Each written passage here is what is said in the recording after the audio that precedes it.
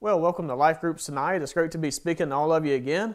I apologize. I'm here in my work attire. I forgot to bring some clothes to change into on the way home from work, and so here I am. Instead of a nice polo or something like that, I'm here in just some normal get dirty work clothes. So I apologize for coming to you like that, but I am excited to be speaking to you about our topic tonight. We're continuing on with flawed families of the Bible, and before we get started, I have an icebreaker question for you.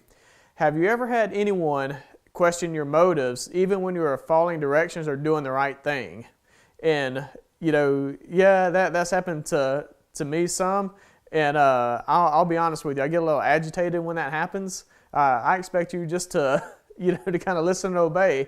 Just trust me and know that I know what I'm talking about. If I tell you, hey, that rabbit can pull that train over there, just go ahead and hook up the rabbit to the train. Don't ask any questions because you know it's about to happen. So I want you to take a few moments and just discuss this question amongst yourselves. Have you ever had anyone question your motives even when you were following directions and trying to do the right thing?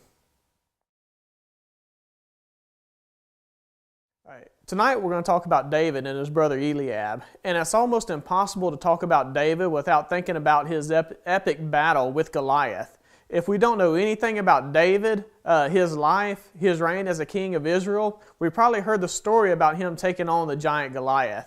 It has worked its way into our society, whether a small company taking on a large one, a small school taking on a big school. You always hear, the David and Goliath type story. It could be something like Adult Life beating Thrive in softball here at the end of June when we have that little tournament amongst ourselves. Maybe that's more of a sure thing, though, than a David and Goliath type story. But anyway, our society, they love the story of an underdog. And our society identifies with the biblical story of an underdog defeating the sure winner, and that is David defeating Goliath. But the story before the battle is often overlooked. Oftentimes, people jump straight to the battle story itself, a stone, a sling, an epic shot that brought the giant down. It's an awesome story that gives hope to the hopeless. It's a rally cry in the face of sure defeat. It's an inspiration to everyone that sets out to obtain the unattainable. It's all too easy to forget that David didn't set out to fight this battle. He didn't choose the battle. He ended up on the battlefield because his father sent him there. You see, David's three oldest brothers had joined Saul's army to fight the Philistines. But because of his youth, David had stayed to tend to his father's sheep. David's brothers had been gone for a while, and Jesse, David's father, called David in and asked him to go out to where the army was, to bring some food to his brothers and their captain, and to return and report back to his dad about how things were going. So David, he got up early that particular morning, he left the sheep, and he went out to go meet with Saul's army. And it's not long after that he got there, that's when Goliath came out and began to taunt the army of Israel. Now, I'm not sure about you, but if I'd been sent from watching sheep to a battlefield, my curiosity probably would have gotten the best of me when this giant showed up and he began hurling these insults. While tending sheep might be exciting if a bear, a lion, or a wolf showed up, most days sheep tending was a pretty boring job. Watching animals munch on grass, it doesn't scream excitement to anybody at all. It's kind of like watching paint dry. But now David, here he is, finds himself in the midst of Saul's army, delivering bread to his brothers, cheese to their captain, and here's Goliath showing up onto the scene. Now consider what David had been doing.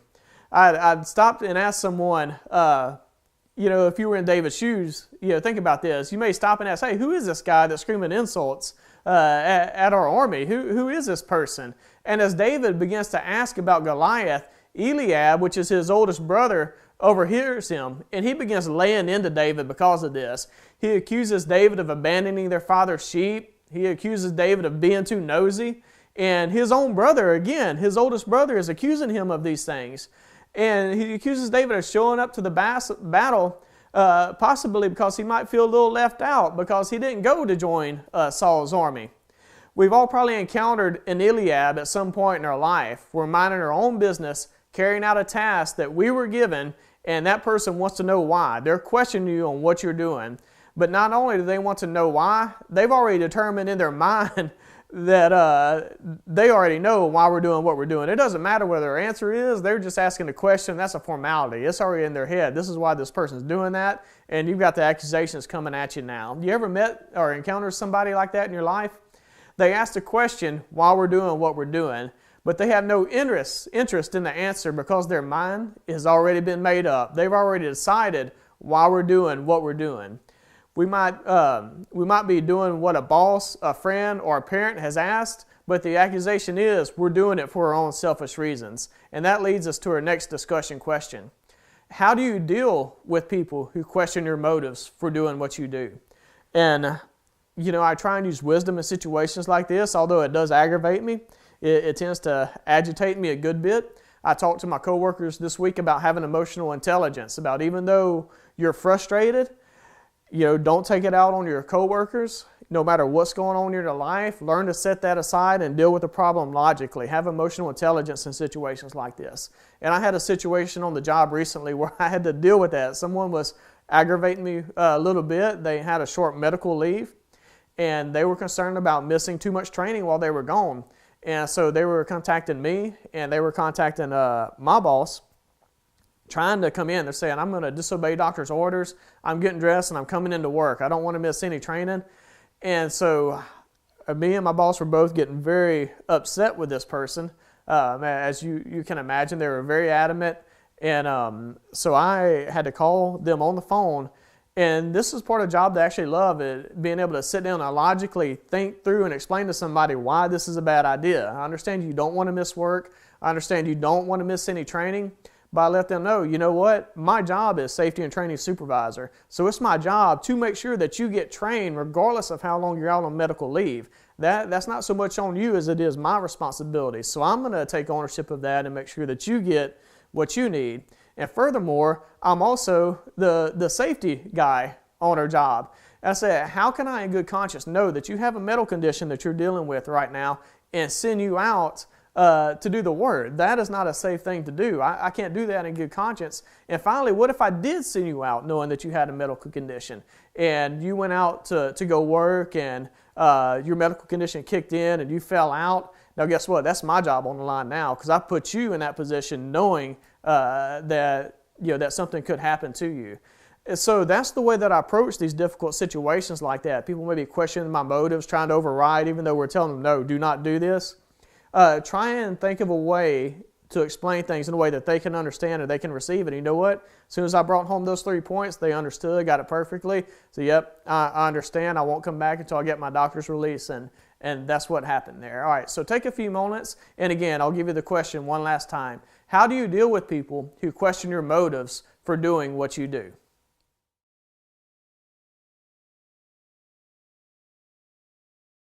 So I'm sure David's response is driven in part by standing up to the big brother he feels is trying to parent him. But David asks Eliab, perhaps one of the most powerful questions recording in the Bible, is there not a cause? Isn't there a purpose? Isn't there a reason for me being here? God had a purpose for this young shepherd to be on this battlefield. And friends, God has a purpose for each of us being here on earth, in this community and in this church at this specific time. God has a purpose for you here.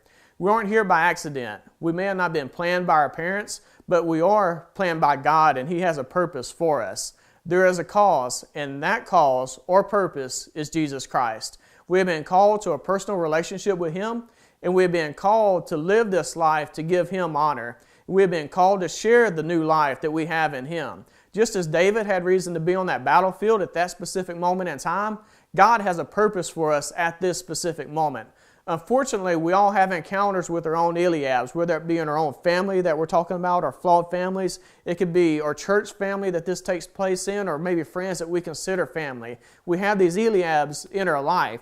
There's going to be people that tell us that we're not good enough. There's going to be people in there that tell you that you're not smart enough, that we aren't holy enough to serve God, that we're not good enough to live for God, to fulfill our God-ordained purpose. These people will come in all forms and from all places, whether it's family, friends, and sometimes even from within the church. They're motivated by things like maybe guilt, dislike, jealousy, and who knows what else. But the bottom line is they seek to hold us back, just as Eliab, David's own brother, sought to hold him back. And just like David, we have a choice to make. We can give in to those voices around us. We can listen and sneak away into the darkness, or we can stand up and ask as David did, what have I done to you This is what David stood up to his own family member, his oldest brother. What have I done to you? I have a purpose. And my purpose is bigger than you. It's bigger than me. And with God's help, I'm going to fulfill that purpose that I have. Each of us has been called for a different purpose. For some, it's singing. For some, it's teaching. For some, it's greeting.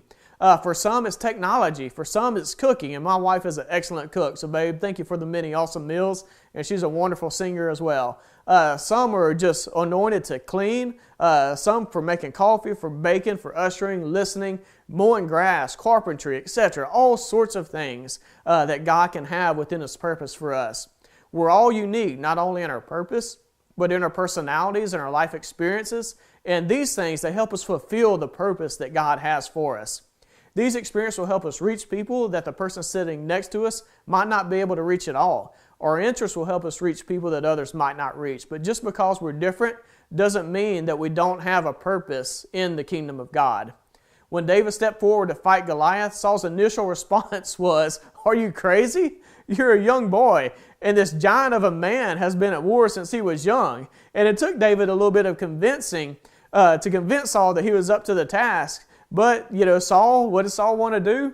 Many of you know the story. He wants to outfit David in the king's armor to protect him. But you know what? That armor didn't fit. And so Saul, a full-grown man, there was no way this armor was going to fit on David, this young man. It wasn't going to work. In fact, it would have hindered David in the battle if he would have taken that armor.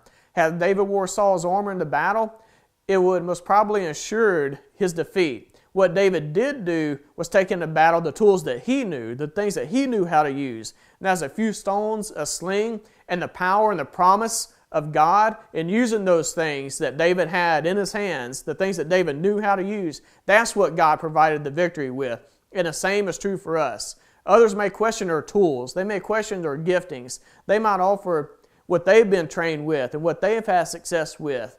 And those things are good and those things are fine. It worked for them. But you know what? We have to be true to who God has called us to be and the purpose that He has for us, and realize that even though it may have worked for them, it may possibly work for me. But you know what? God has given me some unique gifts that I can use to win some victories in the kingdom for Him. And this brings us to our next discussion question. Other than identifying our purpose, what is our biggest obstacle to fulfilling God's purpose? And I can tell you, for me, I'm probably my biggest obstacle to fulfilling God's purpose, if I'm being perfectly honest with you. I can tell you that I was brought up in a good home. My parents were very encouraging and really pushed me forward into anything that I want to pursue. They were that way with myself, my brother, and I don't know that I've ever had a stream of negative voices in my life trying to discourage me, but the voices have come from myself. They haven't come from outside of me, and some of you have faced that. You have dealt with that. But for me, I'm the biggest obstacle that I face. I'll be perfectly honest with you, because I look around and I see what other people are doing. I fall into that trap of comparisons. And I'm like, man, I see what they're doing. They're having success, and I need to be just like them. And what am I doing? I'm denying what God has gifted me with when I do that. And it took me a long time to realize that, you know what? I don't have to be like everybody else. It's okay for me to be my socially awkward, quiet self, and that God can use me to do great things for the kingdom. So instead of trying to be someone I'm not, why don't I focus what I do have and what God has gifted me with and grow in those areas, and then allow God to work through that and see just incredible results for the kingdom. So again, for me, I myself has been my biggest obstacle in overcoming my insecurities. And what about you? Again, I'll repeat the question one more time. Other than identifying our purpose, what is the biggest obstacle to fulfilling God's purpose in your life?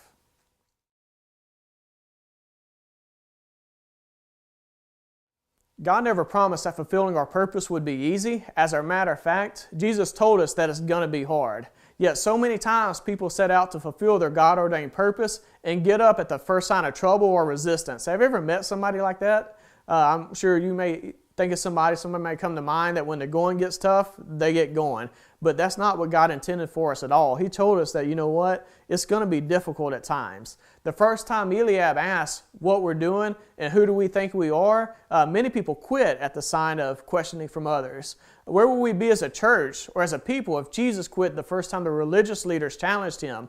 Where would we be if the disciples had quit after Jesus had been arrested and crucified? Where would we be if early leaders of the apostolic movement had quit when people pushed back against the gifts of the Spirit? Where would we be if preferences took precedence over a purpose? Where would we be if Peter had quit and denied Christ and the rooster crowed? Where would we be if Paul had allowed his past to keep him from being obedient to God and writing much of the New Testament? Have you ever been there? I know so many people do struggle with that last one. That what if Paul, being a murderer of Christians, a murderer of preachers, decided that, you know what, God can't use someone that done so much bad in their life? It's so not true at all. God is a great redeemer and a great reconciler and can turn any life around and use it for His kingdom. So here is Paul, who murdered Christians. God turned his life around, made him a preacher of the gospel, and started churches all over the known world and wrote most of the New Testament. He did a great work through Paul. So never think that you've done so much evil in your life that God can't use you. Friend, I can tell you, the blood of Jesus cleanses, and He can completely turn your life around and use it for His glory. So sure, God could have used other people to accomplish His plan. Sure, He could have, but it wouldn't have been the same. Could He have chosen another Paul? Yeah, probably so, if Paul would have backed down, but would it have been the same? I don't know. Paul just has such an awesome testimony and such an anointing on his life. And so you know what? The same is true for us. God has a purpose and a plan for you. We can leave it for someone else to do, and God will find that someone else, but it won't be the same as if you would have been the one that was able to do it. Paul could have quit, but he asked God 3 times to remove the thorn, and when God said no, each time Paul accepted that God's grace was enough. There will be pushback. There will be people in your life who say that you're not enough. There will be people who walk away and walk out of your life, but God's grace is still enough. We have a choice to make as to what we will do with God's purpose, as Joshua said. We have to choose who we will serve. Will we listen to our Eliab in our life, whether that's a family member, a friend, a church member, or will we choose to fulfill God's purpose? Not only are we not here by accident, but the person next to you tonight isn't here by accident either.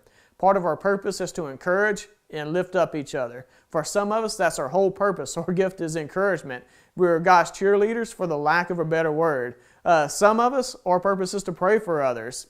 All of us, regardless of our purpose, should strive to be the anti of Eliab, to encourage rather than question. And that leads us to our final question tonight. What can we do to encourage others who have a different purpose for us? And for me, you know what I would do is just celebrate their gifts, celebrate what they do have. Whether they know what it is or whether they're struggling to find out what it is, I try and find something good that they do have if they're struggling. Say, hey, you know what? I've noticed this about you. I see that you're awesome in this. And I try and encourage them in that, try and lift them up. But I'm always trying to find the positive in somebody and then help them build on those things. Whatever their purpose is, whatever those good qualities have, you know what? I want to be a disciple maker at the end of the day. And that is a lifelong process for myself and for others. So I always want to be investing in somebody, not just pointing out, saying, hey, I noticed that you're strong in this, but I want to go beyond just pointing it out and help them develop in those giftings and the purpose that God has for them and see that their life has value and has meaning. Well, TPC, I'm going to let y'all go for tonight. Y'all can discuss this next discussion question. It was great speaking to you. And again, one final time, the question is, what can we do to encourage others whose purpose is different from ours?